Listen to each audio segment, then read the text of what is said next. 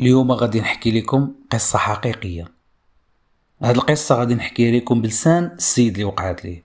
خليكم معايا حتى الاخر ديال الفيديو باش تفهموا القصة. السلام عليكم ورحمة الله تعالى وبركاته.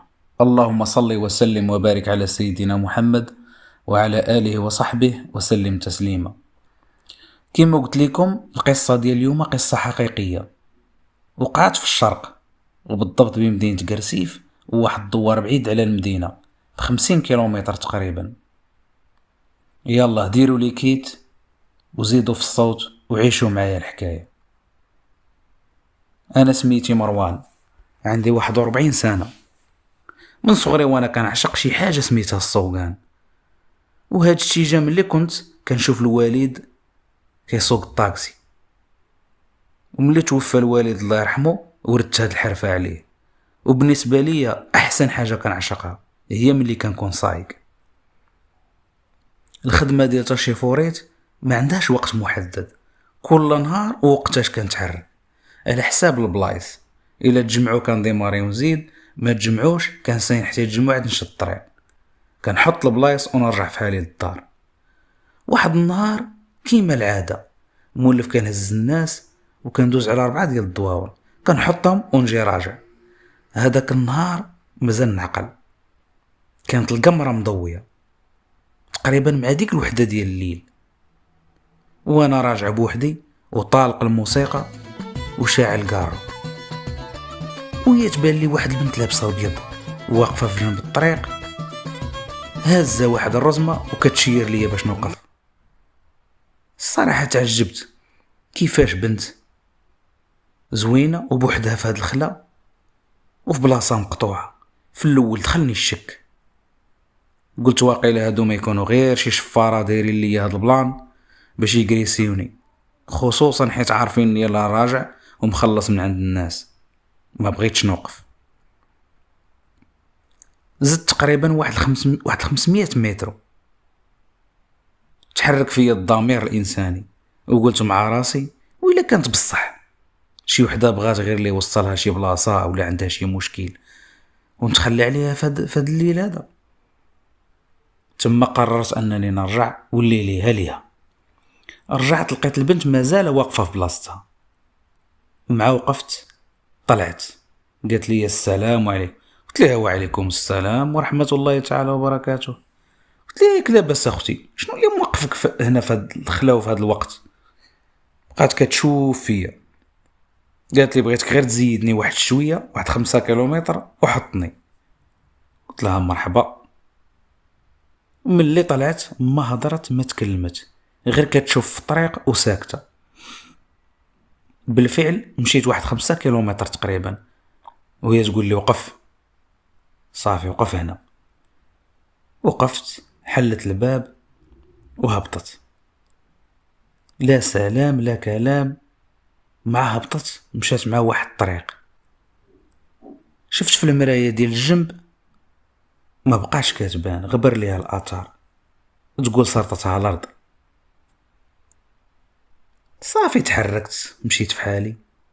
فاش قربت للمدينة لحت عيني في البلاصة فين كانت راكبة، وهي تبان لي هذيك الرزمة اللي كانت شادة في يديها خلاتها في البلاصة اللي كانت راكبة فيها. فاش وصلت للدار جاني الفضول الصراحة. فتحت هذيك الرزمة لقيت فيها شي حوايج ديال العيالات نقيين ومطويين ومعاهم ريحة، هذيك الريحة ديال اللي يطرو وباكية ديال الحنة بالضبط. وليت حزمت هذاك الشيء وخزنتها عندي على اساس غدا ملي نكون دايز من تما حتى ديك البلاصة فين حطيتها، الى بان لي شي واحد نسولو ربما يكون كيعرفها يوصل لي هذيك الامانه. هذاك الشيء اللي كان. الغد ليه شارجيت كيما العاده وزدت. ملي وصلت للبلاصه بان لي واحد السيد كيسرح الغنم.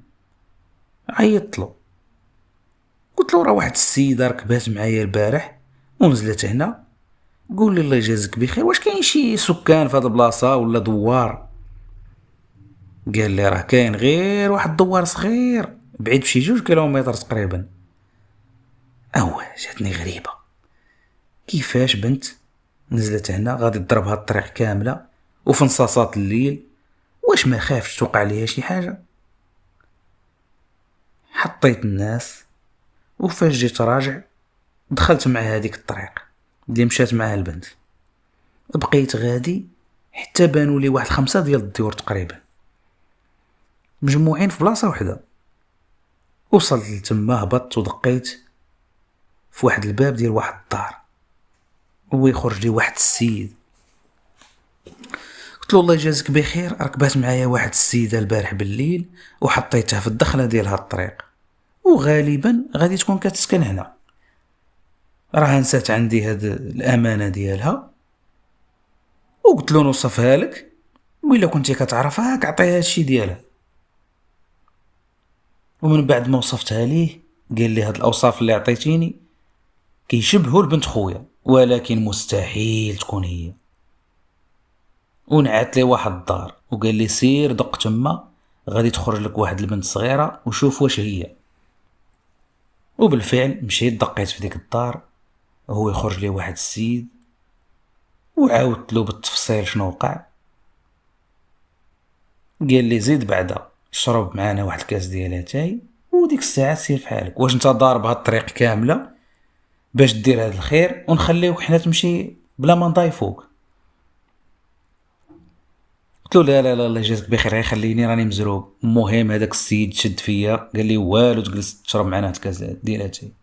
وبالفعل دخلت لعندو للدار، وحنا جالسين كنتعاودوا جات عيني على واحد التصويره دايرينها في واحد الفيترينا. هذيك التصويره فوتوكوبي مع ديك البنت اللي هزيت معايا. قلت له الشريف، هذيك السيده اللي في التصويره راه هي اللي كانت راكبه معايا البارح. قال لي ما يمكنش تكون هي كتخربق. المهم جاب لي التصويره ديالها نشوفها، وزدت تاكدت عليه باللي هي، وانا عينيا ما غاديش يكذبوني. شد من عندي دوك الحوايج وعيط على بنته الصغيره وقال لي شوف واش هادي. قلت له لا ماشي هادي، قلت له البنت اللي في التصويره.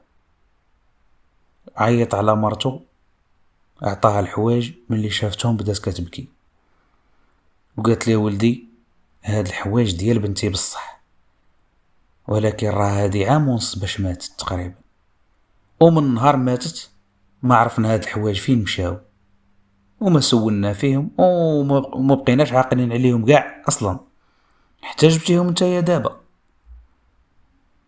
خليت ليهم هادوك الحوايج وخرجت في حالي، وانا راجع طريق كامله وانا كنفكر في داك الشيء اللي وقع. ومن داك النهار غير كنوصل لديك البلاصه الحمي كيبوش عليا وشعر راسي كيوقف، وحلفت لا عاود توقفت لشي واحد وخصوصا في الليل.